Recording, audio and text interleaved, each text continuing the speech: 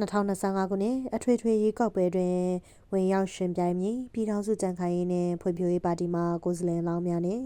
မြို့မိမြို့ဖအသင်းဖွဲ့လုပ်ငန်းရှင်များအနှံမိတ်ဆက်ခြင်းအခမ်းအနားကျင်းပတဲ့တဲ့ရင်ကိုတင်ဆက်ပါမယ်ရှင်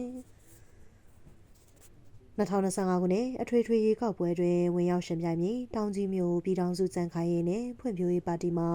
ကိုယ်စားလှယ်လောင်းများနှင့်မြို့မိမြို့ဖအသင်းအဖွဲ့လုပ်ငန်းရှင်များနှင့်အနှံမိတ်ဆက်ခြင်းအခမ်းအနားကိုတောင်ကြီးမြို့ဟုတ်ကြံခမ်းမ၌ဒီဇင်ဘာလ24ရက်နေ့မွန်လွယ်ပိုင်းကကျင်းပခဲ့ပါတယ်။အခမ်းအနားတွင်ရှမ်းပြည်နယ်တောင်ကြီးမြို့ပြည်ထောင်စုကြံ့ခိုင်ရေးနှင့်ဖွံ့ဖြိုးရေးပါတီမှ2025 ခုနှစ်အထွေထွေရွေးကောက်ပွဲတွင်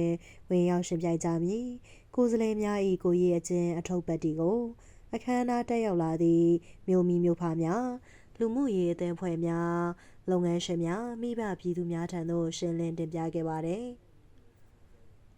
ထို့နောက်ရှမ်းပြည်နယ်တောင်ကြီးမြို့နယ်ပြည်သူ့လွှတ်တော်မဲဆန္ဒနယ်ကိုယ်စားလှယ်လောင်းမဲအများဆုံးရသူအနိုင်ယူစနစ်ဦးအောင်က၎င်းရှမ်းပြည်နယ်တောင်ကြီးမြို့အမျိုးသားလွှတ်တော်မဲဆန္ဒနယ်ကိုယ်စားလှယ်လောင်းမဲအများဆုံးရသူအနိုင်ယူစနစ်ဒေါက်တာကျော်ထွန်းက၎င်းမိတ်ဆက်စကားပြောကြားခဲ့ကြပါတယ်။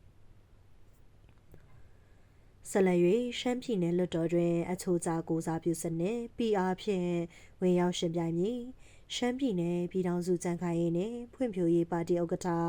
ဦးဆိုင်လုံးကျော်ကရွေးကောက်ပွဲကြီးညာစာတမ်းအားဖတ်ကြားရှင်းလင်းပြီးတက်ရောက်လာကြသည့်မြို့မိမြို့ဖများလူမှုရေးအသင်းဖွဲ့များလုပ်ငန်းရှင်များမိဘပြည်သူများကမေးမြန်းအကြံပြုကြရာပါတီမှတာဝန်ရှိသူများကပြန်လည်ရှင်းလင်းဆွေးနွေးခဲ့ကြပါတယ်။ထို့နောက်ကိုယ်စားလှယ်လောင်းများကတက်ရောက်လာကြသည့်ဧည့်သည်တော်များအားရင်းရင်းနှီးနှီးလိုက်လံနှုတ်ဆက်ကြကြောင်းသိရှိရပါတယ်ရှင်။